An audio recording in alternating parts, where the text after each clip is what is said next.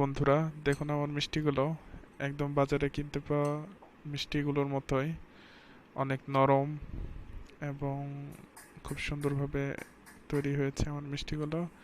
তো আরও একটি মিষ্টি কেটে দেখাচ্ছি বন্ধুরা। তো আমি আজকে আপনাদেরকে শেয়ার করব কিভাবে বাজারে তৈরি কালোজামের মতো দোকানে কিনতে পাওয়া যায় যেরকম সেরকম কালোজাম বাসায় তৈরি করতে পারবেন খুবই অল্প উপকরণে। গুঁড়া দুধ এবং ডিম বেকিং পাউডারের মাধ্যমে সেটা আপনাদেরকে দেখাবো। এই জন্য আমার লাগবে গুঁড়ো দুধ, সুজি, ময়দা, বেকিং পাউডার আর ডিম। তো শুরুতে আমি নিয়ে নিচ্ছি 1 কাপ গুঁড়ো দুধ। দেখুন বন্ধুরা, এই ক্ষেত্রে আমি ডিপ্লোমা ফুল ক্রিম মিল্ক পাউডারটা ইউজ করেছি। আপনারা অবশ্যই খেয়াল রাখবেন যে দুধই কিনেন সেটা যেন ফুল ক্রিম হয়। তো প্রত্যেক ক্ষেত্রে এক সাইজের 1 কাপ ইউজ করবেন পরিমাপের জন্য। তাহলে হচ্ছে যে আপনাদের মিষ্টিটা খুব সুন্দরভাবে তৈরি হবে। মনে রাখবেন বন্ধুরা, 1 কাপে 1 সাইজ তৈরি করবেন। এবার আমি আহ, নিয়ে নিব সুজি। দেখুন বন্ধুরা, সুজি আপনাদেরকে নিতে হবে 1 কাপের 4/1 ভাগ। দেখুন বন্ধুরা, আমি আমার 1 কাপের 4/1 ভাগ সুজি নিয়ে নিলাম। এবং এবার আমি নিয়ে নিচ্ছি ময়দা। ময়দা আপনাদেরকে নিতে হবে 1 কাপের অর্ধেকটা। পুরোপুরি 1 কাপের অর্ধেকটা ময়দা নিতে হবে আপনাদেরকে। দেখতে পাচ্ছেন বন্ধুরা। এবার আমি নিয়ে নিব বেকিং পাউডার। দেখুন বন্ধুরা, আমি বেকিং পাউডার নিয়ে নিচ্ছি পুরোপুরি 1 চা চামচ। হ্যাঁ বন্ধুরা, পরিমাপগুলো আপনারা খুব সুন্দরভাবে খেয়াল রাখবেন এবং এগুলো আমি ডিসক্রিপশন বক্সে দিয়ে দিব। 1 চা চামচ বেকিং পাউডার দিয়ে নিলাম। এবার এই উপকরণগুলোকে আমি খুব একটার সাথে আরেকটা মিক্স করে নেব। দেখুন বন্ধুরা, আমি আমার শুকনো উপকরণগুলোকে মিক্স করে নিচ্ছি যাতে মিশ্রণটা খুব পারফেক্টভাবে ছড়িয়ে যায়।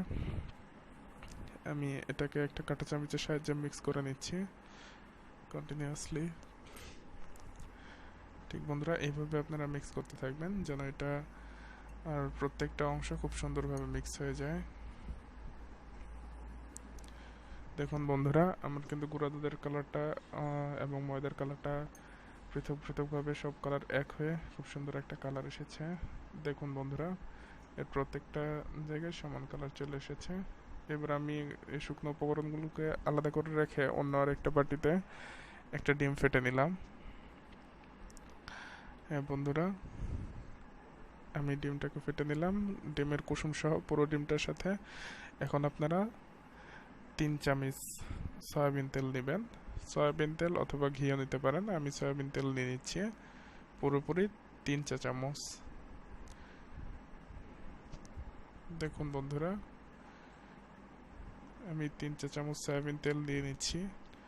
আপনাদের ডিম যদি একটু ছোটো সাইজের হয় সেক্ষেত্রে আপনারা 4 চা চামচ সয়াবিন তেল নিতে পারেন যাতে ইনগ্রিডিয়েন্টগুলো এই মিশ্রণটাতে খুব ভালোভাবে মিক্স হয়। আপনারা সয়াবিন তেলটার সাথে ডিমটার সাথে সয়াবিন তেলটাকে খুব ভালোভাবে মিক্স করে নেবেন যেন এটা পুরোপুরি গলে যায়। দেখুন বন্ধুরা, আমি ডিমটাকে খুব সুন্দরভাবে সয়াবিন তেলের সাথে মিক্স করে নিয়েছি। ঠিক আপনারাও ঠিক এইভাবেই সয়াবিন তেলের সাথে ডিমটা মিক্স করে নেবেন যতক্ষণ পর্যন্ত না এটা পরস্পরের সাথে মিলে যায়। এবার আমি এই শুকনো উপকরণগুলোকে আমার ডিমের মিশ্রণটার ভিতরে দিয়ে দিব। ঢেলে দিচ্ছি বন্ধুরা। আপনারা হচ্ছে যে একদম পুরো শুকনো উপকরণগুলোকে ডিমের ভিতর ঢেলে দিবেন। ডিম আর তেলের মিশ্রণ যেটা তৈরি করেছি সেটার সাথে এটাকে মিক্স করে দিবেন। হ্যাঁ বন্ধুরা, মনে রাখবেন এটা কিন্তু অনেক শক্ত মিশ্রণটা তৈরি হবে যেহেতু এই ক্ষেত্রে আমি বাড়তি কোনো পানি ইউজ করছি না। তো সেই জন্য আপনাদেরকে এটা খুব শক্ত উপকরণ তৈরি হলেও এটাকে কিছুক্ষণ রেখে দেওয়ার পরে কিন্তু এটা ঠান্ডা হয়ে যাবে। যেহেতু এখানে আমি বেকিং পাউডার ইউজ করেছি, বেকিং পাউডারগুলো অ্যাক্টিভ হলে এটা অনেকটা নরম হয়ে যাবে। তো শুরুতে একটু শক্ত উপকরণ হলেও আপনারা ঘাবড়ে যাবেন না বন্ধুরা, এটাকে এইভাবে রেখে দেবেন এবং খুব সুন্দর করে মিক্স করে নেবেন। দেখুন বন্ধুরা, এক্ষেত্রে আমি হাতের সাহায্যে মিক্স করতেছি। আপনারা চাইলে একটা স্পুনার দিয়েও করতে পারেন বা হাতের সাহায্যেও করতে পারেন। এখন আমি নিয়ে নিচ্ছি একটু দুধ যাতে মিশ্রণটা একটু নরম হয়।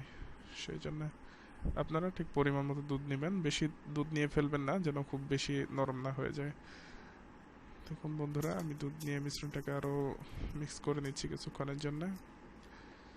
আমার আপনারাও এটিকে রেস্টে দিয়ে এবার আমি তৈরি করে নেব মিষ্টি শিরা। সেজন্য আমি নিয়েছি 1 কাপ চিনি, সেই সাথে 3টা এলাচ। এলাচের মুখগুলো ফাটিয়ে নেবেন আপনারা, যেন এটা থেকে খুব ফ্লেভারটা পুরো মিষ্টি শিরার সাথে মিশে যায়। আর পরিমাণ মতো পানি নিয়ে আপনারা এটাকে হিটে দিয়ে দিবেন, যতক্ষণ পর্যন্ত না এখানে চিনিগুলো গলে একদম পারফেক্ট শিরা তৈরি হয়, ততক্ষণ পর্যন্ত হিটে দিবেন বন্ধুরা। আর খেয়াল রাখবেন মিষ্টি শিরা, কালোজামের শিরা অত বেশি ঘনও যেন না হয়ে যায়, আবার একদম পাতলাও যেন না হয়ে যায়। ঠিক ততটা যতটা প্রয়োজন হয় সেই হিটে রাখবেন, ঠিক ততটা শিরা রাখবেন। এই ক্ষেত্রে আমি একটু বেশি পানি নিয়ে নিয়েছি, তো এটাকে আমার একটু বেশিক্ষণ ধরে জাল করতে হবে। দেখুন বন্ধুরা, আমার শিরা কিন্তু কমে এসেছে, আমার পানি কমে এসে গেছে এবং আমার শিরা প্রায় তৈরি। এখন আমি আপনাদেরকে দেখাবো কিভাবে মিষ্টি তৈরি করতে হয়।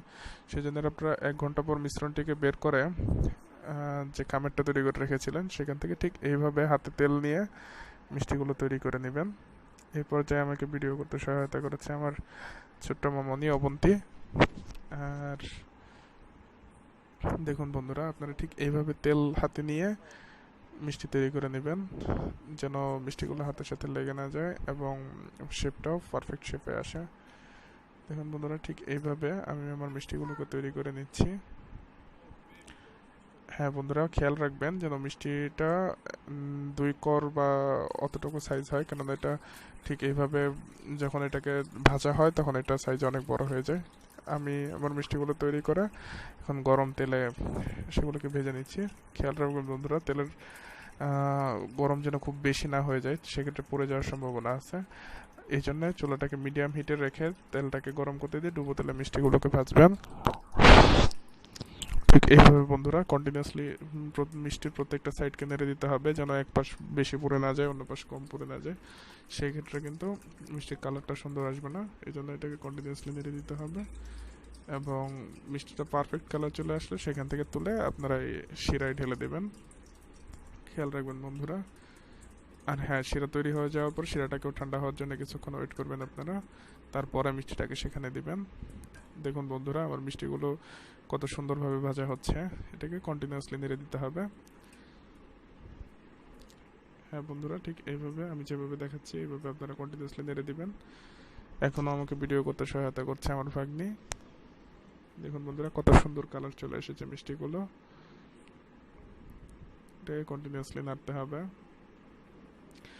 বন্ধুরা খেয়াল রাখবেন যেন একদম পুড়ে না যায়, একদম পুড়ে গেলে সেটা থেকে তিতো স্বাদ আসে। এই জন্য আপনারা খেয়াল রাখবেন যে কালো জামের যে পারফেক্ট কালার যেটা, সেটা যতক্ষণ না আসছে ততক্ষণ পর্যন্ত এটাকে নাড়তে থাকবেন। হ্যাঁ বন্ধুরা, আর এটাকে আমি বারবার বলছি, খুব বেশি হিটে রাখা যাবে না। খুব বেশি হিটে হলে মিষ্টির ভিতরটা হবে না, উপরের দিকটা পুড়ে যাবে। সেই জন্য অল্প হিটে, দেখুন বন্ধুরা আমি চুলায় একদম অল্প হিট রেখেছি, ঠিক এইভাবে অল্প হিটে পুরো মিষ্টিগুলোকে ভাজবেন আপনারা একদম ডুবো তেলে।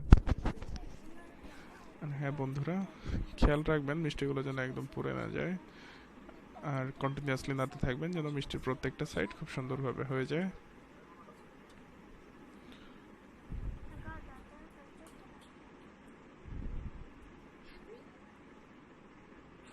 দেখুন বন্ধুরা, আমার মিষ্টিগুলো হয়ে গেছে, কিন্তু যেগুলোকে শিরায় দিয়ে দিয়েছি অলরেডি সেগুলো হয়ে গেছে প্রায়।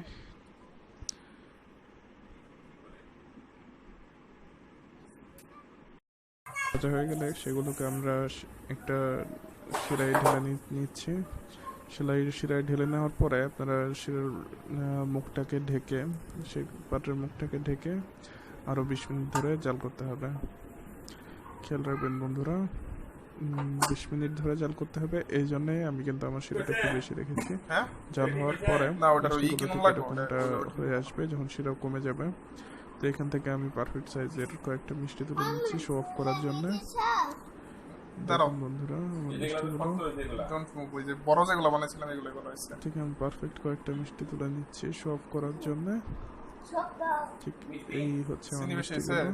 এই নো, তুমি তো খাবা আগে, এটা একটা ছবি মিষ্টিগুলো কত সুন্দর, ওই যে তোমার বাবাটা খাও, দাও মিষ্টি দিয়ে দাও। কত সফট হয়েছে সেটা আমি আপনাদেরকে শুরুতে দেখিয়েছি। ধন্যবাদ বন্ধুরা আমার ভিডিওটি দেখার জন্য। আর আমার পাশে থাকার জন্য। মনে রাখবেন বন্ধুরা, আমার একটা নতুন চ্যানেল, তো আমার চ্যানেলটাকে প্লিজ সাবস্ক্রাইব করবেন এবং আমার ভিডিওগুলো ভালো লাগলে লাইক করবেন। হ্যাঁ বন্ধুরা, শেয়ার করবেন। ধন্যবাদ আপনাদের সবাইকে ধৈর্য ধরে আমার সময় দেখার জন্য। আর আপনারা বাসায় ট্রাই করবেন। আমার